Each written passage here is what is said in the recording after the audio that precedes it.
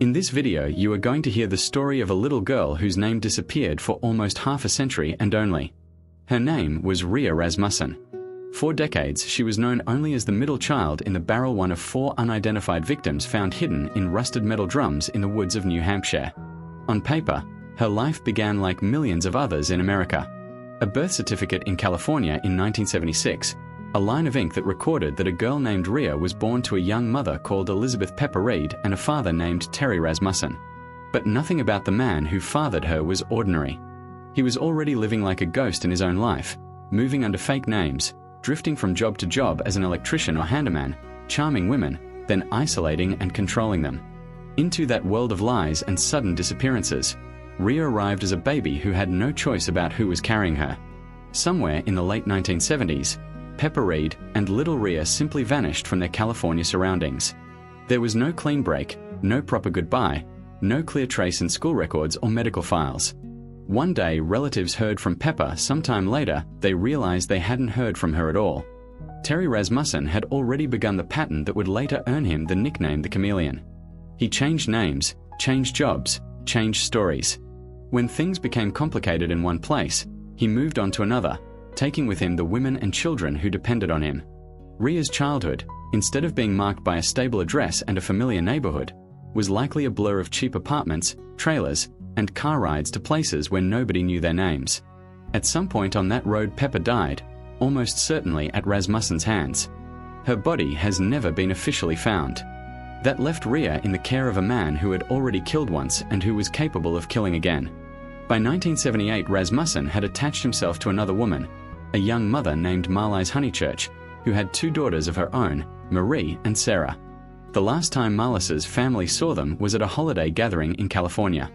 There was tension, an argument, and then Rasmussen left with Marlies and the children. No one in that family would see them alive again. What they could not know was that Rea, Pepper's little girl, was now folded into this new family, moved across the country, and brought to a very different landscape: the wooded backroads of New Hampshire.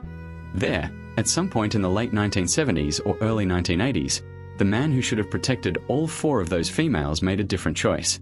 He killed them and hid their bodies in a way he believed would ensure they were never discovered. In November 1985, a hunter walked through a patch of woods near Bear Brook State Park in the small town of Allenstown, New Hampshire. Among the trees, he noticed a dumped 55-gallon metal barrel. Inside, investigators found the remains of an adult woman and a young girl.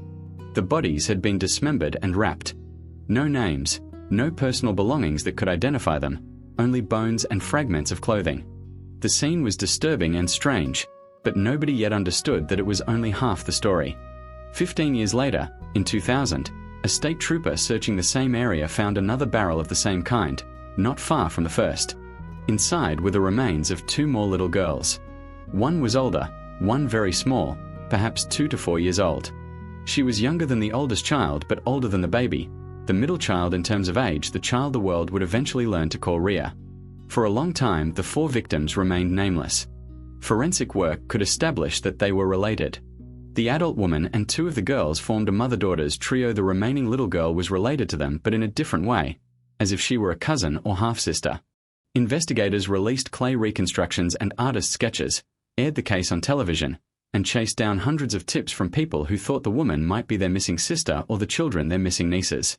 The woods at Bear Brook became a symbol of a mystery nobody could solve. 4 people hidden in barrels, killed by someone who knew the area, and no one who could say their names. Decades passed. The barrels rusted in evidence storage, and the bones sat in carefully labeled boxes. What changed everything was the quiet revolution in DNA work and the arrival of genetic genealogy. Instead of looking only for a direct fingerprint match, investigators treated the victim's DNA as a kind of map, a code that could point to distant cousins and family lines. Bit by bit, genealogists built family trees from small matches. It took years of careful work, but eventually 3 of the victims were identified. The adult woman as Marlies Honeychurch, and 2 of the girls as her daughters, Marie and Sarah. That left the little middle girl still unnamed, the child whose DNA showed she was not Marlies's daughter, but someone else's. By then, another puzzle piece had fallen into place.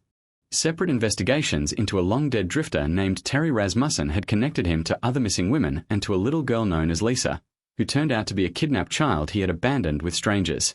When his DNA was compared to the Bear Brook victims, it showed something chilling but unsurprising.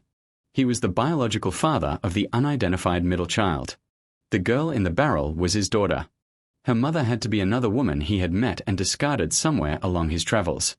The search for that woman and for the child's true name intensified.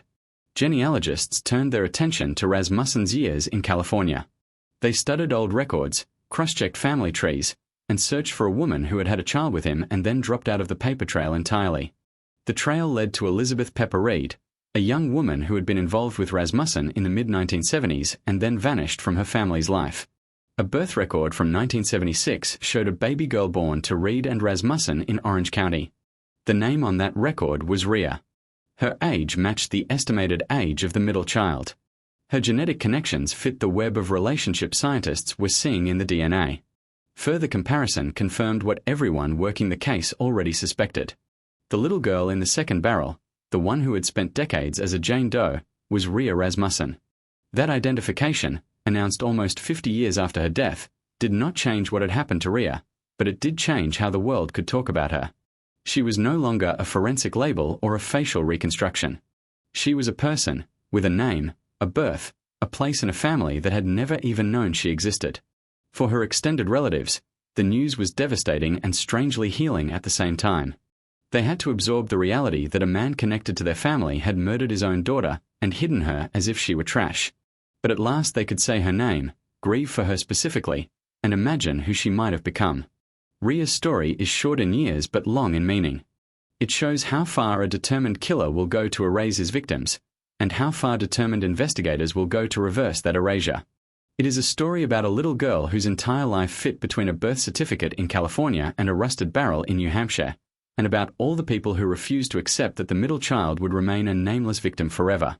By restoring her name, they gave back a piece of her humanity, and reminded the rest of us that even the smallest child left in the dark deserves to be brought back into the light.